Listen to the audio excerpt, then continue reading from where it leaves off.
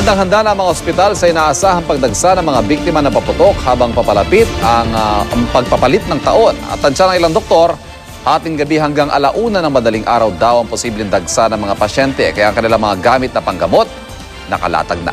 May report si Steve Dailisa. Isang binatilyon dinala sa Philippine Orthopedic Center kaninang hapon dahil naputukan siya ng pikulo. Pag kasi hindi ko po bigla pong pumutok. Napapaputok ka pa mamaya. Sa mga susunod na taon. Hindi na po. Mapalad pang bata, mababaw lang kasi ang sugat sa daliri na natamo niya. At sa kabila ng mahigpit na pagbabawal dito, pikulo raw ang pangunahing sanhi ng firecracker-related injury sa ospital na ito taon-taon. Sa ngayon, 4 pa lang ang naitatalang biktima ng paputok at ligaw na bala sa Philippine Orthopedic Center. Pero dahil ilang oras na lang bago sumapit ang bagong taon, naka-red alert na ang nasabing ospital.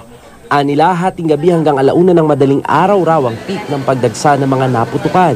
Kaya paalala ng mga doktor maging alerto pa rin sa gitna ng pagdiriwang. Naghahalo na kasi habang sumasaya yung mga tao, andyan na ngayon yung pag-inom ng alak. Kaya masamang kombinasyon yung alcohol and firecrackers. Kaya paglasing na yung nagpapaputok, yung coordination nawawala. No? Pag minsan nababaliktad pa, yung binabato nila, yung katol o yung sigarilyo, hindi yung paputok. Pikulo rin ang pangunahing sanhi ng firecracker-related injuries sa Amang Rodriguez Memorial Medical Center sa Marikina. At katulad ng ibang ospital, handa na rin sila sa kailangang gawin. Oras na dalhin sa ospital ang mga mapuputukan. For any eventuality na kakailanganin natin. No, doctors are here already, including consultants at saka residents.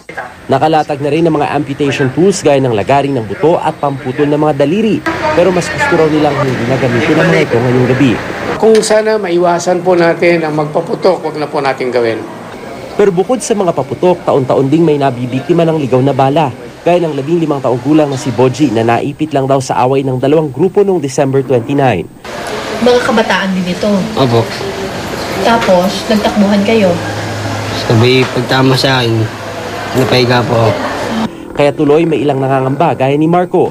Noong December 26 kasi, tinamaan ng ligaw na bala ang kanilang bahay, tumagos pa sa kanilang kwarto. Nakatatakot kaming lumabas eh. Kaya sabi nga yung panganay kong babae, dapat daw matulog na lang kami dito sa baba. Total gun ban na lang. Lahat ng wala na talaga. Muling paalala ng Department of Health, mas masayang salubungin ang bagong taon na walang ginagamit na iligal na paputok at nagpapaputok ng baril. Steve Dailisan, GMA News.